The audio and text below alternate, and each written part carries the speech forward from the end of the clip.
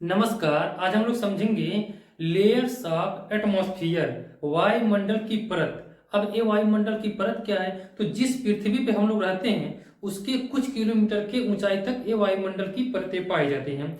अब इसमें भी कई लेयर में होती हैं वायुमंडल की परत। किसी में वर्षा, आंधी, तूफान, पहाड़ सब होता है। किसी लेयर में कुछ भी नहीं होता है, एकदम समान तौर पे रहता है। किसी लेयर में ज्यादा ठंडा रहता है और किसी लेयर में कृत्रिम उपग्रह बैठाया जाता है। तो ये पूरा हम लोग डिटेल में समझेंगे। वायुमंडल ये प्रकृति का देन है, इसमें हम कुछ नहीं कर सकते हैं। तो इसको हम लोग फिगर के थ्रू समझेंगे, बड़ी ही आसानी से समझ में आएगा। बस आप लोग ध्यान से देखते रहिए। देखिए, हमने ये वायुमंडल की ही लेयर बना रखा है। अब जो ये नीचे का पार्ट है इसको मान लेते हैं पृथ्वी, और ये पृथ्वी है ही, इसी पे हम लोग निवास करते हैं। ठीक है।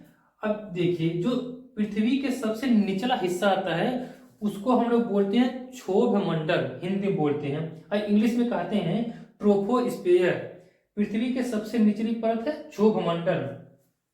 अब ये है भूमध्य रेखा, इक्वेटर। भूमध्य रेखा से इसकी जो ऊंचाई होता है वो 18 किलोमीटर की है। और पोल्स, ये ध्रुव है, पोल से जो इसकी ऊंचाई है वो 8 किलोमीटर की ऊंचाई है क्षोभ मंडल। एक बार फिर आप लोग समझेंगे। जो क्षोभ मंडल है वो धरती के सबसे निचली परत है, और भूमध्य रेखा से ये 18 किलोमीटर की ऊंचाई होती है, और पोल से ये 8 किलोमीटर की ऊंचाई इसका होता है। अच्छा, ये 8 किलोमीटर और 18 किलोमीटर ये कैसे आया, इसको यहाँ पे समझेंगे।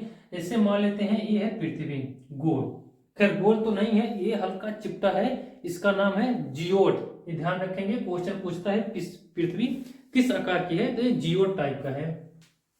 तो पृथ्वी है। अब इसी के बीच में है भूमध्य रेखा। भूमध्य मतलब बीच होता ही है, ये भूमध्य रेखा है। और यहाँ पे है उत्तरी ध्रुव और यहाँ पे है दक्षिणी ध्रुव। तो उत्तरी ध्रुव से ये 8 किलोमीटर है, और यहाँ से जब देखेंगे यहाँ तक तो ये 18 किलोमीटर आ जाएगा। अब तो क्लियर हो गया होगा, भूमध्य रेखा से 18 किलोमीटर, उत्तरी ध्रुव से ये 8 किलोमीटर की ऊंचाई होता है। तो ऐसा ही होता है। अब देखिए, यहाँ पे हमने लिखा है क्षोभ मंडल में ये सबसे निचली परत है धरती के, और ये मौसमी घटनाएं इसमें होता है। देखिए, हमने यहाँ पे फिगर बना रखा है, यहाँ पे हमने मेघ बना रखा है, बादल, पहाड़, पेड़ पौधा, मानव जीव जंतु सब क्षोभ मंडल में ही रहते हैं। तो मौसमी घटनाएं होती हैं, आंधी आता है, इसमें तूफान आता है, वर्षा होता है, मेघ का बनना, गर्जना, जो गरजता है वो भी इसी में आता है, गर्जना भी आ जाएगा। ये मौसम यहाँ पे क्षोभ मंडल में परिवर्तित होती रहती है, इसीलिए क्षोभ मंडल को परिवर्तन मंडल भी कहते हैं। ये ध्यान रखेंगे, हम यहाँ पे लिख दे रहे हैं, परिवर्तन मंडल भी कहते हैं, परिवर्तन मंडल भी कहते हैं क्षोभ मंडल को। परिवर्तन होने की वजह से इसको परिवर्तन मंडल भी कहते हैं।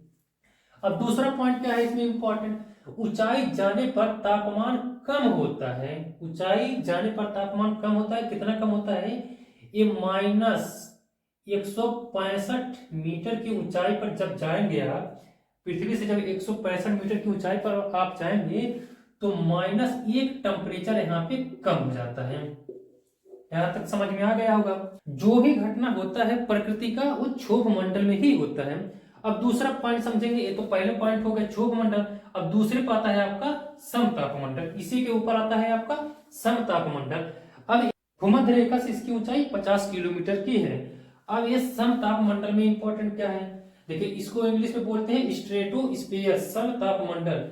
इसमें मौसमी घटना नहीं होता है, यहाँ पे लिखेंगे मौसमी घटना नहीं होता है।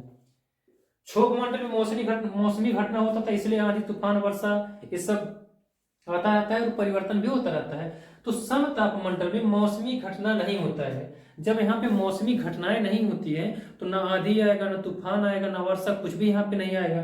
तो यहाँ पे समताप मंडल में क्या होता है कि जो अगर हवा किसी लेयर में चल रही है तो क्षैतिज रूप से ये चलता है, बड़ी ही आराम से, ना इसमें कोई घटता बढ़ता नहीं है, जो भी चलेगा बहुत ही आराम से यहाँ पे चलेगा। तो यहाँ पे क्या होता है कि जो जहाज होता है, जहाज उड़ाई जाती है, तो जहाज का ये सबसे सेफ जोन माना जाता है। तो जैसे ही क्षोभ मंडल, धरती पे क्षोभ मंडल ही कहा जाता है। अब यहाँ से जैसे ही जहाज उड़ता है तो ये डायरेक्ट समताप मंडल में ही चला जाता है, क्योंकि यहाँ पे बहुत ही आसानी से उड़ने के लिए इसको सेफ बनाया गया है। तो समताप मंडल में देखेंगे इसमें मौसमी घटना नहीं होता है, इस परत में वायुयान उड़ाए जाते हैं समताप मंडल में। अच्छा, अब इसमें सबसे इंपॉर्टेंट क्या है, समताप मंडल में जब इसके ऊपर वाले लेयर में आप जाएंगे तो मध्य मंडल, उसके बाद से समताप मंडल के बीच में ही आपका आ जाता है ozone layer. Ozone layer, ozone layer की मोटाई जो होती है वो 18 से 20 किलोमीटर की इसकी मोटाई है। अब ओजोन लेयर क्या है, समताप और मध्य मंडल के बीच में ओजोन परत पाया जाता है। अब जो सूर्य की किरणें है, जैसे मान लेते हैं ये सूर्य है, अब ये सूर्य की किरणें जो होती हैं, जो पराबैंगनी किरणें होती है, एक काफी हाई टेम्परेचर का होता है, तो डायरेक्ट जब यहाँ से टेम्परेचर आता है तो ये ओजोन लेयर जो होता है यही कंट्रोल करता है। डायरेक्ट जैसे मान लेते हैं इस पे पड़ा ओजोन लेयर पे, ओजोन लेयर क्या करेगा, ये परावर्तित कर देगा, कुछ तो परावर्तित कर देगा, कुछ तो ऑब्जर्व कर लेगा, और कुछ क्या करेगा, थोड़ा बहुत मात्रा में ये नीचे धरती पे भेज देगा, इसीलिए धूप होता है। अगर ये ओजोन परत ना रहे तो पृथ्वी पे जीना असंभव हो जाएगा, जीव जंतु पेड़ पौधे कुछ भी नहीं रहेगा, क्योंकि सूर्य की रोशनी डायरेक्ट अगर क्षोभ मंडल पे आएगा तो हाई टेम्परेचर रहेगा, हाई टेम्परेचर में जीना मुश्किल है। तो ओजोन लेयर का होना बहुत ही जरूरी है, इसीलिए आपने देखा होगा ओजोन लेयर को बचाने के लिए पूरी दुनिया कुछ ना कुछ रिसर्च कर रही है कि इसको कैसे बचाया जाए। और नीचे भी इस पर नुकसान हो रहा है, carbon monoxide, carbon dioxide, chlorofluorocarbon, इस सबसे ज्यादा जाकर के ओजोन लेयर को नुकसान हो रहा है। ओजोन लेयर अगर नुकसान होगा तो टेम्परेचर हर साल इसीलिए बढ़ता जा रहा है। तो ध्यान रखेंगे ओजोन लेयर का क्या काम है, ये पराबैंगनी किरणें ये परावर्तित करती है और कुछ ऑब्जर्व करती है और कुछ ये नीचे भेज देता है। अब देखिए समताप मंडल दूसरा होगा, तीसरा आएगा आपका मध्य मंडल।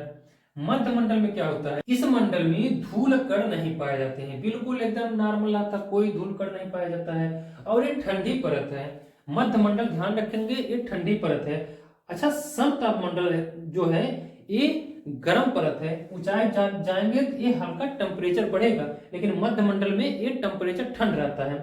तो अब इसके ऊपर क्या आएगा आपका, अब चौथा आएगा आयन मंडल, आयनोस्फीयर। इस परत में उल्का पिंड चमकना शुरू कर देते हैं, ये काफी इंपॉर्टेंट है, उल्का पिंड चमकना शुरू कर देते हैं। अब ये उल्का पिंड होते क्या है, एस्ट्रॉइड।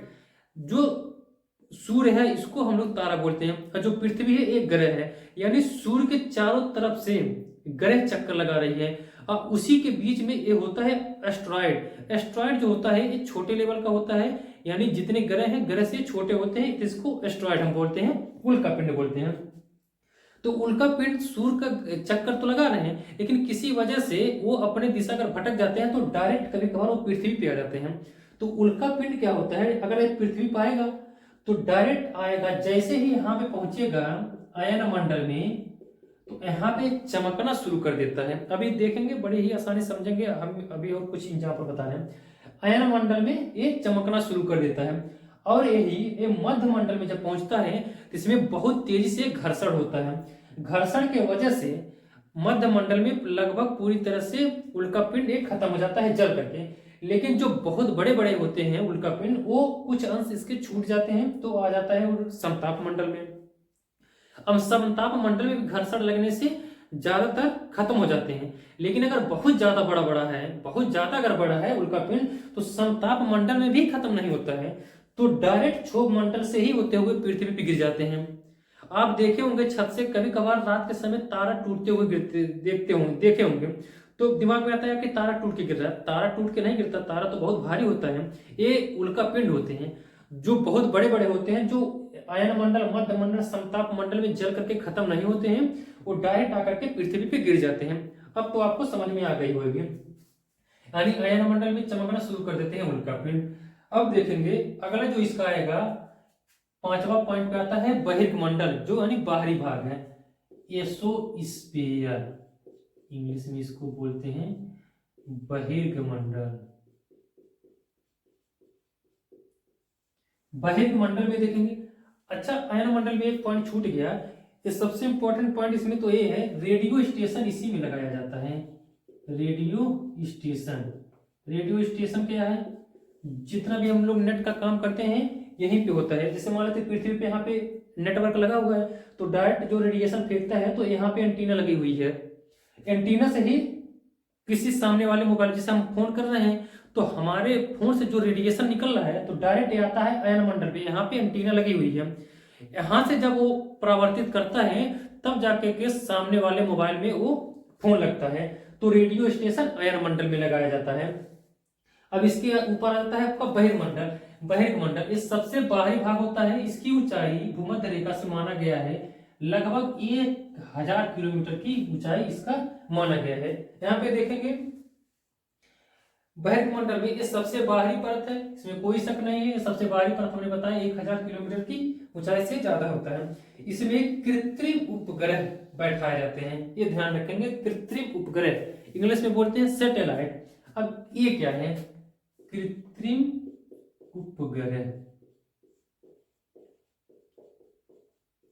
कुछ ही देश इस पे ऐसे मतलब इस रिसर्च कर रहे हैं। अब कुछ देश इस पे कृत्रिम उपग्रह बैठाए हैं, सारे देश इसमें नहीं बैठाए हैं। इसका मतलब क्या होता है, जब सैटेलाइट का सबसे ज्यादा प्रयोग किसी भी देश का सेना करती है। सेना क्या होता है, देखिए जो छोटा सा माइक्रोफोन सेना ले रहती है, वो बात करते हैं तो डायरेक्ट ये सैटेलाइट से ही होता है उसका, यानी यहाँ पे लगा हुआ है वो, अगर सेना यहाँ पे है तो डायरेक्ट इसका जो रेडिएशन होता है सैटेलाइट पे चला जाता है, वहां से आता है, इसीलिए आवाज उसमें क्लियर नहीं आती है। लेकिन उसमें फायदा क्या है, क्षोभ मंडल में आंधी तूफान वर्षा चाहे जितना कुछ भी आ जाए, लेकिन उनकी आवाज कभी नहीं कटती है। हाँ ये है कि थोड़ा फंस फंस के आता है, क्योंकि सैटेलाइट से आता है, काफी ऊपर से आता है, तो कोई समस्या उसमें नहीं होती है, वो ऑटोमेटिक बिना नेट का ही काम करता है। आयन मंडल में जो लगाया जाता है वो रेडियो स्टेशन लगाया जाता है, नेट का काम करता है। कृत्रिम उपग्रह जो होता है सैटेलाइट, उसको बोलते हैं, वो नेट से नहीं चलता, वो डायरेक्ट अपना चलता है। आई होप आपको ये टॉपिक समझ में आ गया होगा, ज्यादा बड़ा नहीं है। लेयर्स ऑफ एटमॉस्फेयर जो है यही होता है, 5 इसके परतें होती हैं। पहला क्षोभ मंडल, दूसरा समताप मंडल, तीसरा मध्य मंडल, चौथा आयन मंडल, पांचवा बहिर्मंडल। एक इसमें जो सबसे इंपॉर्टेंट आता है वो ओजोन लेयर आता है, तो इसका एक टॉपिक अलग हो जाएगा, तो इसके लिए भी हम किसी और वीडियो में समझा देंगे। देखिए जो वीडियो मेरा है एक काफी महीनों बाद आ रहा है, तो बीच में कुछ दिक्कतें हो गया था, इसलिए मैं वीडियो नहीं डाल पा रहा था, लेकिन अब इधर रेगुलर वीडियो आएगा। आज के लिए बस इतना ही, तब तक के लिए धन्यवाद।